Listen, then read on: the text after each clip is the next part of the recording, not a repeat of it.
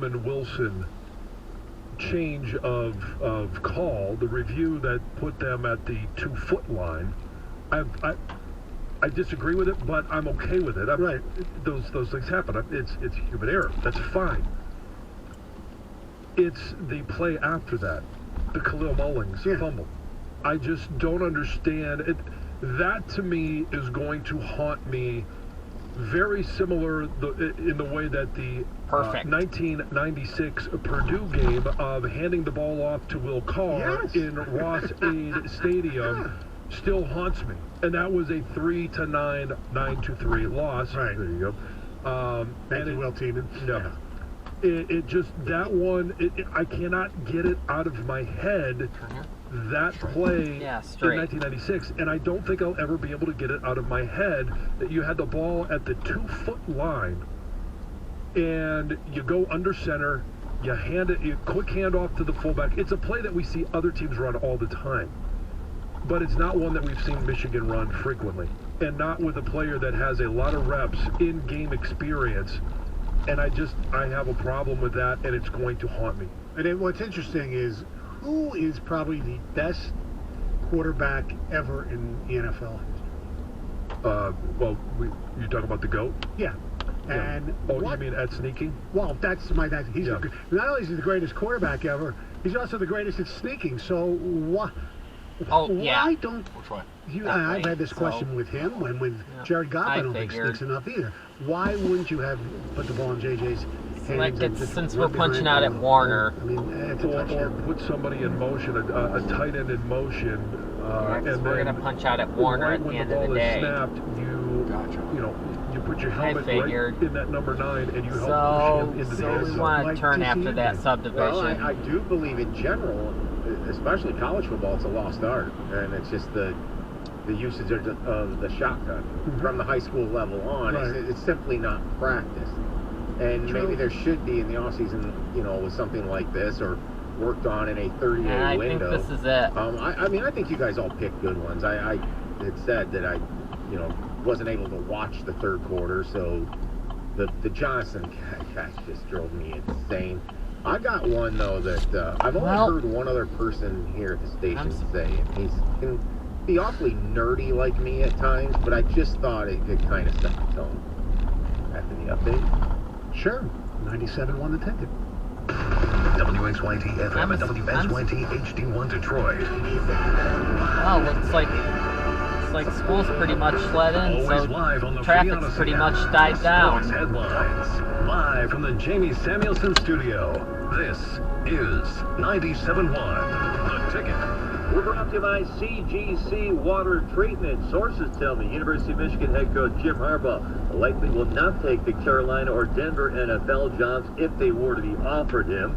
The NFL job he may have interest in is the Indianapolis Colts gig. This due to his relationship with Colts owner Jim Irsay. He did play football there as well. Harbaugh will not do any formal interviews, however. This after the mess that happened with the Minnesota Vikings last year. Turn blinker on with your ring. To linger. If not made an offer, he cannot refuse from the Colts. Yeah, turn blinker on with your ring. He will soon then tell his team he is returning to Ann Arbor. Turn blinker on with your ring. Meanwhile, Buffalo Bills' Damar Hamlin still hospitalized in critical condition after suffering cardiac arrest in Monday's game. League announcing that game between the Bills and Bengals will not be played this week. College basketball, MSU 74, Nebraska 56. Michigan home to Penn State tonight at 7. That's an AM 950 WWJ. We need to clean this thing good. New Jersey tonight at 7. You got to remember that to make room in for the morning. Pistons at Golden State tonight at 10 here on 97.1 right after the Wings game. At the Ticket Update Desk, I'm Jeff Lesson. For more 97.1 The Ticket on Odyssey.com. Live from the Jamie Samuelson studio, Stoney and Jansen on 97.1 The Ticket. Thank you, Jeff. Our telephone number 248-539-9797. We asked a question before the update. One play from the Michigan TCU game that will stay with you for a long, long time. Mine was the 3rd and 7. When they had momentum, they just cut it to 41-38 and blitzed. Johnson took it to the house after a missed tackle by D.J. Turner. Johns was the play right after the Roman Wilson parent touchdown turnaround, the Mullings fumble. And Gov, What was yours? Well, watching in real time, obviously when Edwards busted the first play, you're feeling good as a fan. This is exactly what it was like a carryover from the Ohio State game to a degree. And you know, he got caught from behind, and I was kind of like, okay, that, you know, they've got some speed. It's the first time I've seen him caught from behind. That's not the play, though. But later on in the drive, when they got goal to go, he got the carry on first down. And then he was taken out of the game. And it just bothered me in the moment. I'm like, what are you doing? And then I'm like, look, the Mullins experiment, obviously, they set up a play in Columbus with the jump pass later and stuff. But to me, I don't know why Stokes isn't getting the ball. And he's just been completely out of favor ever since the fumble against Maryland. That's not that really bothered me. But there was a play on that first drive that kind of haunts me, and it was third down on the goal to go. Right. And it's when JJ got totally in distress. They were way after him. And I think he was all the way back to the 20 at least. And because of his God-given ability and scrambling ability, he got all the way back to the goal line. And it forced them to go for it. When I actually think in hindsight, it would have been better had he just, you know, been taken down around the 10. You would kick the field goal. Bring Moody out, get the 3, settle down everything a little bit. You know, then you don't have a Philly special. I don't think they would have faked field goal, the Philly special from the 10. No, they wouldn't. Yeah, look, I thought Doug was the one that he was like, he said during the broadcast, John, I don't know if he said he did it off the air. He said he didn't say it on, but he's like, he did think back to that and just how maybe something that actually looked like it was a blessing ended up just completely maybe feeding this whole thing where they fell out of their identity was.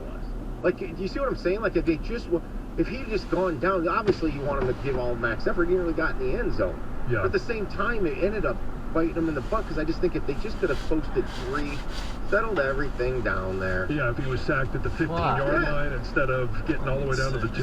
Yeah. Well, TCU, remember, even, you know, might as well get some saves. They did not score right away. I mean, Michigan held them, and their first touchdown was the pick 6. You go 3-0, though. You not right this second. That's how you started games this year. You know, you get your score early. A lot of times, they score a lot of touchdowns on that open. Well, in that drive, the other thing that should not be minimized is the false start. I mean, that really screwed them too. Greg, you. All very good options from everybody starting on this. I think John obviously. Now, I will point out that Killer Mullins did have a touchdown later in the game when they were trying to get back to it. But I do understand the PTSD of Will Carr. I get it. And they did use him in the Purdue game, right? In the Big Ten Championship game, if I'm not mistaken. Yeah, they used him in some short yardage, Yes. Tom, very inventive, kind of thinking out the box. I do like this one. I do have one that I do want to bring attention to that I think gets a little under the radar. It's late second quarter. TCU's got 3rd and 2 at their own 41-yard line. And I don't know if it was a busted play or it ended up being kind of like a read option or just a quarterback scramble, but you got Max Dutton right there in the backfield. Mozzie Smith has got him, one would say, in his crosshairs. And Mozzie Smith slips. Yes. And Duggan gets past him, 8 yards, first down, move to 6, leads to a TCU touchdown, makes it 21-6. You're right. That question was asked pregame too, if playing on the natural grass, if I thought was going to be an issue. I didn't think it would be because it's a well-manicured field, but JJ had slipped in a handoff to Donovan at one point. There was the Mozzie Smith slipped. There was another one that I'm trying to think of. It was a receiver that I think fell down, early in the game, and it was a bigger factor than I thought it would be. Now, you could call this excuse-making from a Michigan fan. I don't think that's a good field. I think people slip on that field a lot. You know what? Jason Avant actually brought that up because he played that stadium was built after Arizona was out of the NFC East, and I don't think I ever played in that stadium. I'd have to go back and look. I don't think I ever played in that one. But he had mentioned because they roll that field in and out all the time that the turf doesn't settle, and he had an issue of slipping on that field as a player, and would have recommended that they go and if they have the screw-in cleats, obviously add some longer cleats to the bottom of their shoes. again, we're nitpicking here when it comes to different reasons why they struggled. Did TCU slip at all? They might have. Yeah, they did. They actually, I saw a report that they actually complained about the field too. Yeah. This is, I know that's, look, to blame the field. No, nobody's blaming. It's conditions. It's conditions that I don't think is good. Look, I walked that field early on, and it was in great shape. It was beautiful. I didn't have to play on it. So 6 years ago, OSU Clemson played the Fiesta Bowl on that field. I didn't get to see the game. I was at a New Year's party. So earlier this week, I decided, I'm going to watch the highlights from that game. And that's one thing that stood out to me was, like, even back then, those players were slipping on.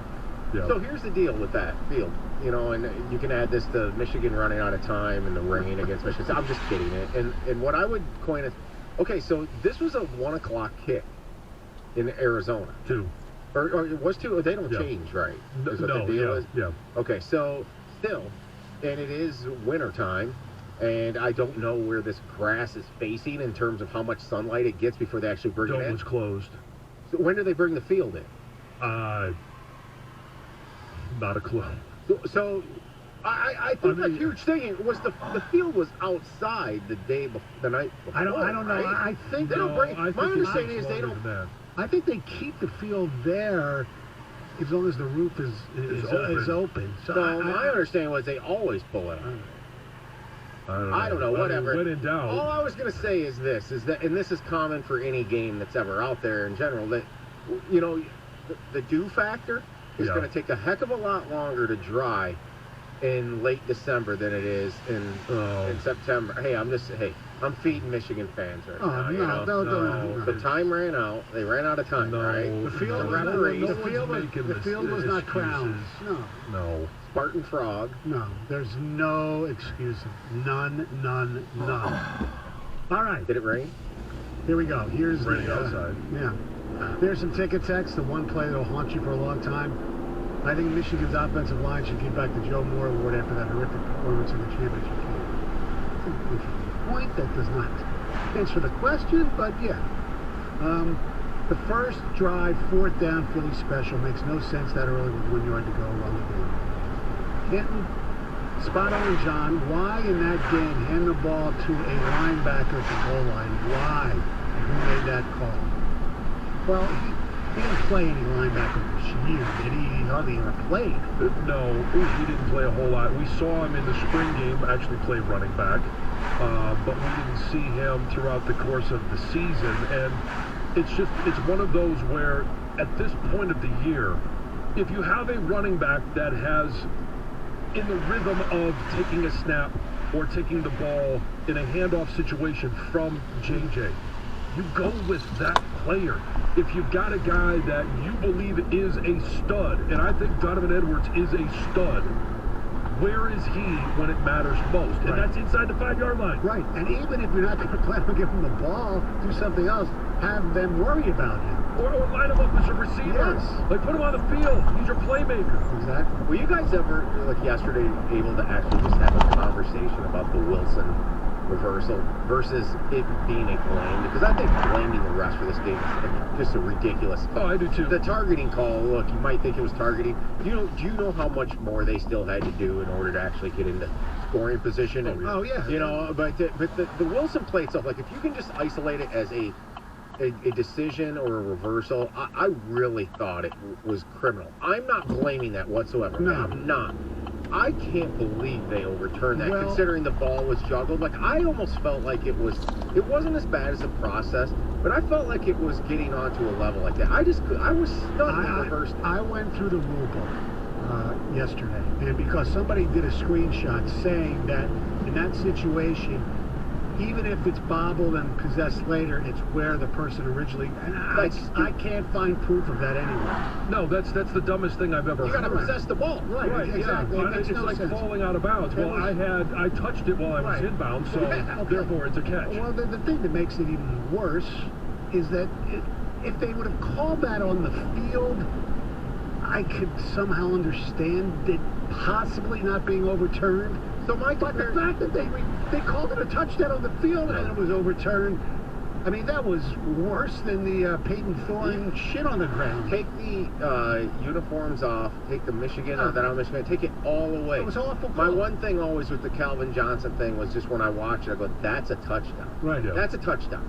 And I felt the same way about this play. No doubt. I'm curious if Spartan fans could admit that. Like, we're not blaming the refs. We're not doing. Well, I got text messages that was a touchdown. from some diehard Spartan friends who were watching that, and they thought that was criminal. Oh, yeah. Anybody who has eyesight thought it was criminal. If Rico says it was, then it was a touchdown. Yeah. I didn't get a text from him. Well, him and Mike were celebrating. Yeah. Oh. Just kidding. They weren't. They exchanged one halftime conversation with one either. The play is the Edwards opening run. He doesn't get caught, we win. Momentum at 7 more points. Opening drive, 4th down call. And it put pressure on them to feel like they had to score that touchdown. Yep.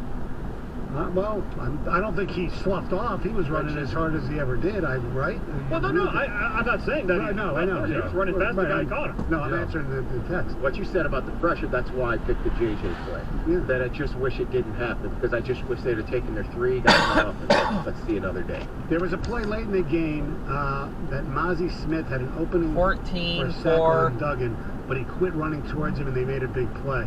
Not sure why Smith quit going for the sack. That's probably the same play. Right. I mean, top 114, 150. Well, yeah, exactly. He didn't want to cop for speed. Exactly. I'm fairly certain that both teams were 2 DBs.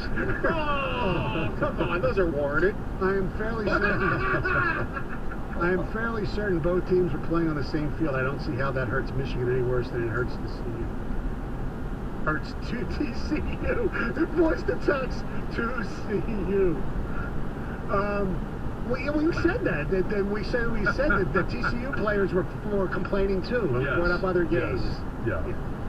He was just pointing out that's why Davey Mozzie slipped. What I was pointing out was I didn't think it would be a factor. Right. And it obviously was. It was for both teams. Hey, look, don't we say that poor conditions, rain, wind, snow, bad turf, neutralizes talent? Yeah. Yeah, it does. All right. You want to get away, relax, have a great time? I do. Go to the D, damn it. The D downtown, where your odds are better, the fun is better than the Strip, that's for damn sure, and the D is the best bang for your buck. First of all, the D has some great food. Joe Vicari's Andiamo Italian Steakhouse, right at the D. It is awesome. You want something a little more casual? American Coney Island. Who doesn't like a chili dog, as we like to call it back in the East Coast? Not just a Coney dog, a chili dog. At like 3 a.m., right before bed, or when you're waking up to do a radio show. The Long Bar, lots of fun. Tons of fun at the Long Bar. They'll hook you up with great golf course tee times, too, because there's great golf courses in Las Vegas, whether it's TPC Summerlin, whether it's a Rio Seco, they got you all covered. So go online right now, thed.com, book your room today. The D Las Vegas, your home for Detroit sports in Las Vegas. 97.1 The Ticket. Traffic. From the WWJ 950 AM Traffic Center, dense fog is a factor throughout Metro Detroit. You certainly want to keep an eye on your speeds and travel with additional caution and care. Collision-free, but we do have work along Woodward North and southbound between 696 and 12 Mile. The left lane closure until 2:30. 696 westbound between Coolidge and I-96. On and off shoulder closures underway as well. Work along southbound Gratiot at St. Alban. This is on and off, affecting the right lane. That's up until 3 p.m. And a moving work crew, 94 westbound between N39 and Rawsonville Road. Again, with those on and off ramp closures running through 2:30 as well. Now, on the Waterford-Pontiac border, the traffic lights are out at Telegraph and Pontiac Lake Road. And this will be a problem throughout the day as there are down power lines in the area with DTE on the scene. So when you encounter these spots where the traffic lights are out or malfunctioning, treat them as a four-way stop. I'm Tracy McCaskill with the traffic.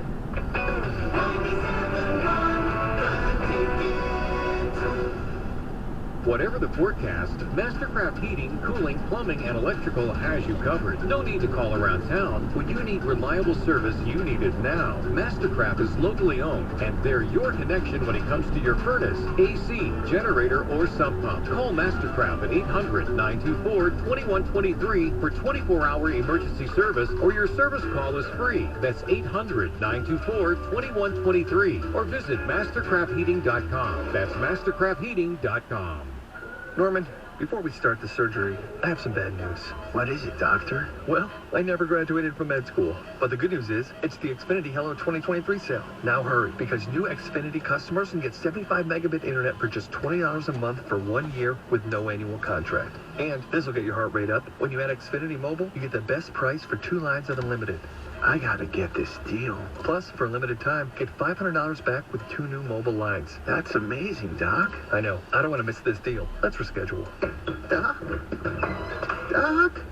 Drop everything and get to the Xfinity Hello 2023 sale now through January 10th. Go to Xfinity.com/Hello2023. Call 1-800-XFINITY or visit a store today. Restrictions apply. Internet offer requires paperless billing and autopay with stored bank account. Equipment, taxes, and fees extra. After term, regular rates apply. Xfinity Internet required for Xfinity Mobile. Compares Xfinity Unlimited Intro to lowest price 5G plans of top 3 carriers. Reduced speeds after 20 gigabytes of usage per line. Data thresholds may vary. Save time and money on your next vacation when you fly from Flint Bishop. It's a lot closer than you think, and parking is just steps away from the terminal. Daily nonstop flights with American and United, plus nonstop flights to 11 different destinations with Allegiant. Learn more at bishopairport.org.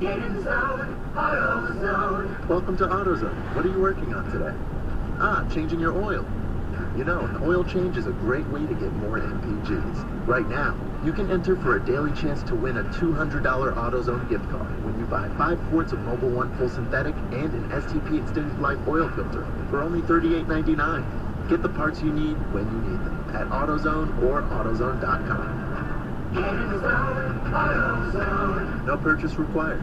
For everything your business needs to make this year your year, Staples has you covered. I need to organize all my papers and files from last year and the year before that. Staples has you covered. I need to clear clutter from my office, and my home office, and my home. Staples has you covered with everything you need to get organized this year at amazing savings. Right now at Staples, get up to 50% off select file folders, file cabinets, file boxes, and storage bins. Make this year your year at Staples, the working and learning store. Ends 1/28 in store only. The best part about taking ZzzQuil Pure Z Sleep Plus Next Day Energy at night is actually the next morning. I wake up alert with none of the grogginess from taking too much melatonin. Pure Z Sleep Plus Next Day Energy is a bilayer tablet with immediate release melatonin and extended release B vitamins to help me fall asleep naturally and wake refreshed. It's my secret weapon for a great night's sleep and a great morning.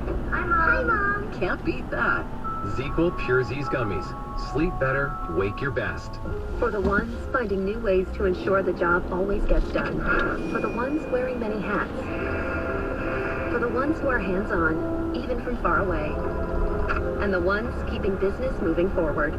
We are Grainger, offering professional-grade industrial supplies, plus real-time product availability and access to experts ready to answer your toughest questions. Call, click Grainger.com, or just stop by. Grainger, for the ones who get it done. All right, do you have a plumbing issue, maybe a drain backup, or a problem with your water heater? Well, stop searching and call Carter's Plumbing today. Carter's came to my house last month and they put together the plumbing for our basement sink system just in time for our holiday party. So do what I did and go to callcartersplumbing.com today, and their licensed technicians will come to your house and help you just like they helped me. And what I loved about it is that it was such an easy experience. They had great communication and transparency. I knew exactly who was going to show up, when they were going to show up, and how much the job would cost. So visit callcartersplumbing.com today and let them know Heather sent you. The latest on your Detroit Lions. Download Necessary Roughness with TJ Lang and John Jensen today. Get it on the Odyssey app or wherever you get your podcasts. Live from the Jamie Samuelson studio, here's Stoney and Jansen. 248-539-9797 is the telephone number. Last night, Michigan State beating Nebraska 74-56. First half, they were outstanding. 24 assists overall. Tyson Walker with 21 points. They're now 2-1 in the conference, and they host some school called Michigan on Saturday. The Wolverines will be home tonight against Penn State. Pistons at Golden State tonight, right here on 97.1 The Ticket. Marvin Bagley III will be out for a while. 2 broken fingers, will probably undergo surgery. Before the Pistons game here on these airwaves, Wings Devils at the Little Caesars Arena. We told you, as everybody, Jacob Vrana was waived yesterday. I believe later today is when he has to clear waivers by, but the Wings did make a move moments ago. They sent Nedeljkovic to Grand Rapids for a conditioning stint. Alex hasn't played since like early December, and the Griffins have like 3 games in 4 nights, so they'll be getting some action. And by the way, if you want to watch some intriguing hockey tonight, the World Junior Championships, Canada-USA, 6 o'clock on NHL Network. That's going to be unbelievable. Yeah. You get to see probably the #1 pick in the draft for Canada, Connor Bedard. Sweden against the Czech Republic in the opener at 2:30, and I believe some of the wing, Casper, the Wings #1 draft pick, I believe is playing for Sweden, although I could be mistaken. All right. We're discussing the play from Saturday's Fiesta Bowl that will haunt you for a long time. 3rd and 7 blitz combined with Turner's bad angle at the tackle. That's a killer. Yeah. Or was a killer? Yes, that was it. That's the one that just bothered the hell out of me. Guys, it's simple. As soon as Edwards comes out of the game and Mullings is in the backfield, everybody in the stadium knows the ball's going to him. Jim photographs, well, Jim telegraphs. Yeah, that'd be, he's right. Fake it and have JJ run. Yeah. The counter to that is there was a big play in the Ohio State game when everybody thought that Khalil Mullings was going to run it, and he passed it. Exactly, Gov. It wasn't the refs, it was the do. I think they're being sarcastic. Yes. You're kidding. Mr. Non-late refs. I'm always consistent with that. To score more points. John, you agree with me that it almost seemed like the Michigan coaches had too much time to prepare for this game? It's like they got bored after 2 weeks with their boring smash-mouth game plan and started throwing in all kinds of nonsense. Your thoughts? Yeah, I do. I think sometimes you give coaches too much time to prepare for a game, and they over-prepare. They start, trying to be the smartest guy in the room. They overthink, they over-prepare, and then all of a sudden, you deviate from what you were. And they were a team that was run first, and it was downhill running. And how many times did we talk about, and I know that you said this as well, you wanted more creativity inside the 5-yard line, especially at the goal line. Right. And whether it was Rutgers and the 2 trips down to the 1-yard line where one time it took them 4 downs to get in, another one it actually got a bonus down, it took them 5 yards to get in, or 5 tries to get in. Like, there were times where we were frustrated, but they did get the ball in. Correct. And you start getting too cute, and this is what happens. Let's go to Kevin in Trenton here, 97.1 The Ticket. Good morning, fellas. Hey, the play that's going to bother me more than the catch that was overturned for a touchdown and the targeting that was definitely targeting. The thing that bothered me the most was 4th down in the first drive of the game. 4th down and goal. Why do you come up with a trick play? You've got the best offensive line in college football. You just battle up, ride the ball right through the middle of the line. I don't get why you have to be tricky there. John, you mentioned a second ago trying to be the smartest guy in the room. That's kind of what it seemed like to me. The coaching staff tried to be the smartest guy in the room. It's like, hey, nobody's going to expect this. Except if that's what blew up. Yeah, or even turn the ball off, run right behind the horse. Just do what you're good at. Or have JJ sneaky. Or running. It was 2-yard lines. Yeah. It was 4 to goal and then 2. I think it's a little bit far. Yes. All right. It's time for head. Hey. There it goes. I could have had you sing the whole time, Tony. No, I know. I wouldn't have wanted that. When I walked downstairs this morning, Colin informed me that we were, in fact, not millionaires because we didn't win the lottery. And then I got to tell him, you know what, that's okay.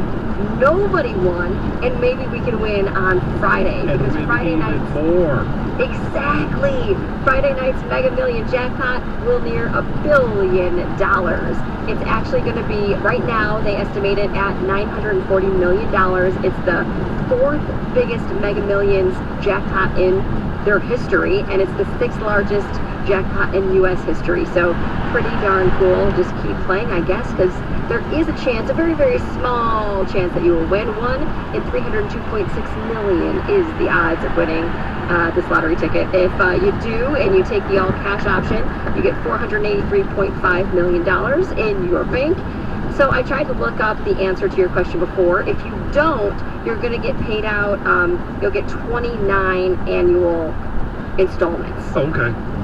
Of, I don't know, it depends on obviously how much the jackpot is, but yeah. I don't know. Everyone chooses the one-time lump sum payment. Right. That's what everybody does. That's right, yeah, but it doesn't mean that next person has to. Correct. It does not mean that. Yeah. It does not. You're right. Do you guys remember the fight that broke out between a 7th grader and a Detroit bus driver? It happened a couple months ago, back in October. I remember the story, Yeah, well, if you don't remember it, it's a pretty crazy story, and it was captured on the school bus camera, and according to the girl's family, she was standing and waving out the window at her brother. That's when the bus driver came over, tapped her on the shoulder, told her to sit down, used some inappropriate language, and the girl kind of called the bus driver out for swearing, and that's when they say the bus driver just started hitting this little girl. She was also bitten. She had a concussion. Mom says she needed to get some shots for these bite wounds that she had. Well, now the girl's family is suing. They filed a lawsuit against the Detroit Public School Community District and Trinity Transportation, which is the company that contracted that bus driver. And rightfully so. I do the same thing. Yeah. Without a doubt. It was wild that something like that would happen. It is wild. The bus driver was suspended in October, and she is not working any longer. A family is searching for answers after a 19-year-old man was shot and killed at a New Year's Eve party in Detroit. The teen was killed just hours into the new year after suspects pulled up to the party and then fired multiple shots from a car. 2 other people were shot, but they are expected to recover. Police do say that they recovered 2 guns from a vehicle that was suspected to be involved in the shooting, but no arrests have been made yet. So this young man's family is really hoping for answers soon. Authorities have not released a description of the suspects or a possible motive for the shooting yet, but they are urging anybody who knows something about the shooting to contact Detroit police. So there's a driver in Germany that had his license taken away after he apparently fell asleep behind the wheel of his Tesla and then led police on a chase while in autopilot. So last month, officers tried to stop this Tesla, but the vehicle would not pull over, and police say the car was traveling at about 70 miles per hour, didn't slow down, didn't speed up at all during this attempted traffic stop. So they decided to go and pull up next to the Tesla so they could see into the driver's side window, and that's when they noticed this guy reclined in his seat, eyes closed, hands off the steering wheel. So eventually, they say 15 minutes into this pursuit, the driver finally woke up, realized what was going on, pulled the vehicle over, and officers also discovered that this guy, the driver, had attached some sort of device to the steering wheel that would actually trick the vehicle's safety system, like to pretend that your hands were still on the wheel. Right, the sensor. Yeah, so anyway, this guy lost his license and could be facing some other charges as well. And quickly, speaking of Teslas, I don't know if you saw this story or not, but 2 adults and 2 children somehow miraculously survived after their Tesla plunged off this cliff along California's Pacific Coast Highway and crashed down onto this rocky beach about, they say, 250 feet below. And the footage of this, the photos, is absolutely wild to think that these people basically walked out unharmed. The kids, there was 2 little kids, I think 7 and 4 years old, they say were really unharmed in all of this. They believe the car crashed, flipped multiple times, and ended up back on its wheels. The 2 adult passengers were also taken up. They had to be like lifted out of this vehicle with non-life-threatening injuries. Now, I have since heard that the driver of the vehicle 42-year-old doctor, has been arrested on suspicion of attempted murder and child abuse. So they must believe that he did this on purpose. I don't know what their evidence is that they found, but that's what it's believed. So pretty crazy, though, that everybody survived. All right, thank you very much, Heather. Coming up next, it's Wednesdays with Wojo, 97.1 The Ticket. Hey, one of the things you got to love about betting the NFL is that you can always find new players or game props that you like. And what's cool about FanDuel Sportsbook is you can combine these props with other bets from the same game to score an even bigger payout. Perfect for this weekend's matchup. Green Bay hosting the Lions. How about DeAndre Swift, total yards? Maybe Jamal Williams, anytime touchdown. Let's throw a defensive stat in there. Maybe it's a James Houston sack. Same game parlays are just one of the reasons you should be betting on FanDuel. Here's a few others. It's easy to use. Live betting, live betting, fast withdrawals.